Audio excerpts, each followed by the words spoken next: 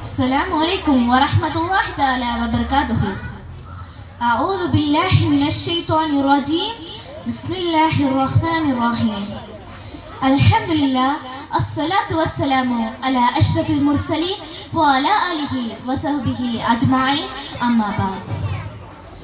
قال الله تعالى في القرآن المجيد: أعوذ بالله من الشيطان الرجيم. بسم الله الرحمن الرحيم. إن الدين عند الله الإسلام. قال رسول الله صلى الله عليه وسلم: الصحابة كالنجوم فبأيهم اقتديتم اهتديتم. ഏറ്റവും ബഹുമാനമുള്ള അധ്യക്ഷനവർകളെ, മാന്യ ശ്രോതാക്കളെ, ഉസ്താദുമാരെ, രക്ഷിതാക്കളെ, വിദ്യാർത്ഥി സുഹൃത്തുക്കളെ, പാവനമായ റബീഉൽ അവ്വൽ മാസം സുന്ദരമായ ഈ സുദിനത്തിൽ നിങ്ങളുമായി സംവദിക്കാൻ അവസരം നൽകിയ അല്ലാഹുവിനെ ഞാൻ ആദ്യമായി സ്തുതിക്കുന്നു. അൽഹംദുലില്ലാഹ്.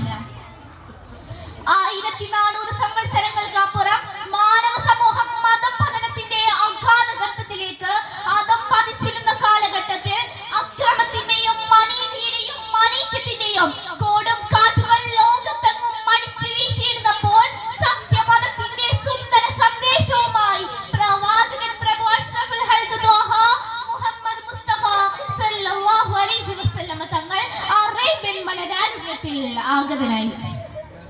ഇങ്ങനെ ലോകത്തിന് മുഴുവൻ അനുഗ്രഹമായിട്ട് നിയോഗിച്ച മുത്തുനബി സല്ലല്ലാഹു അലൈഹി വസല്ലമയുടെ 1500ാമത് മീലാദ് ആഘോഷത്തിന്റെ ഭാഗമായിട്ടാണ് നാം ഇവിടെ ഒരുമിച്ച് കൂടിയിരിക്കുന്നത്.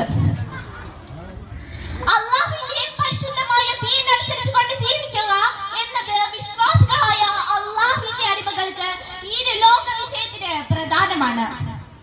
അല്ലാഹുവിന്റെ പരിശുദ്ധമായ ദീൻ എന്നതുകൊണ്ട് നാം താല്പര്യപ്പെടുന്നത് എന്താണ്?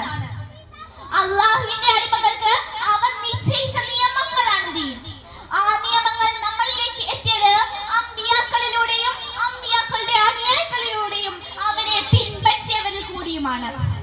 പരിശുദ്ധമായ ഖുർആനിൽ അല്ലാഹു തആല പറയുന്നു: ഇന്നദ്ദീന ഇൻദല്ലാഹി ഇസ്ലാം. അല്ലാഹുവിന്റെ അടുക്കൽ സ്വീകാര്യമായ മതം ഇസ്ലാം മാത്രമാണ്. മറ്റുള്ള ആദർശങ്ങളെ സ്വീകരിക്കപ്പെടുകയില്ല എന്ന് ഖുർആനിൽ അടിവരയിട്ടിരിക്കുന്നു.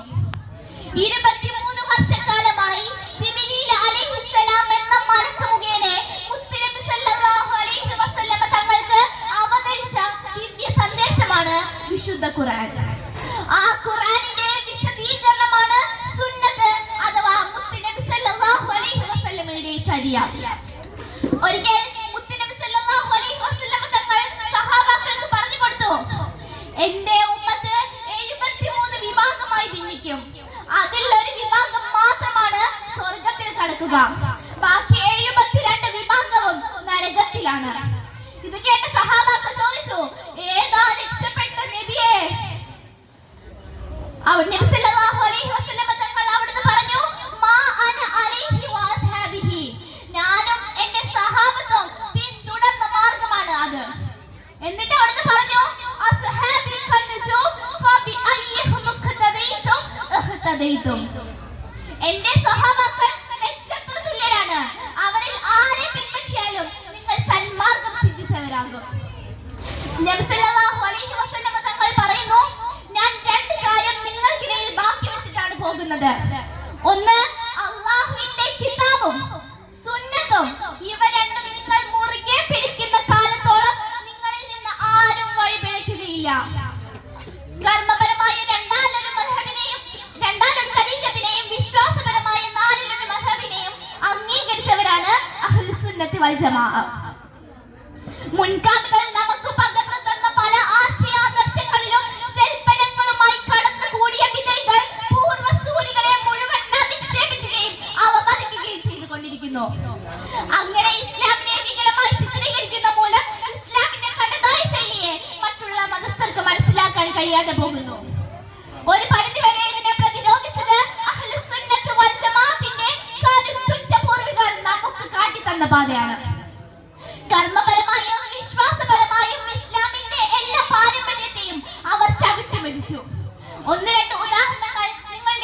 പരിചയപ്പെടുത്തുന്നു.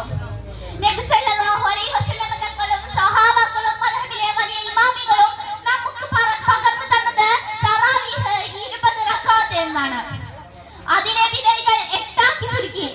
സ്ത്രീകൾക്ക് വീട്ടിന്റെ ഉള്ളാണ് നിസ്കരിക്കാൻ ഹൈർ എന്ന തിരുവചനത്തെ അവർ വളച്ചൊടിച്ച് സ്ത്രീകളെ പള്ളികളിലേക്ക് കൊണ്ടുവരണമെന്നാക്കി. ഇങ്ങനെ തുടങ്ങി ഇസ്ലാമിന്റെ സർവ്വാനുഷ്ഠാനങ്ങളെയും അവരുടെ യുക്തിക്കനുസരിച്ച് വ്യാഖ്യാനിച്ചു.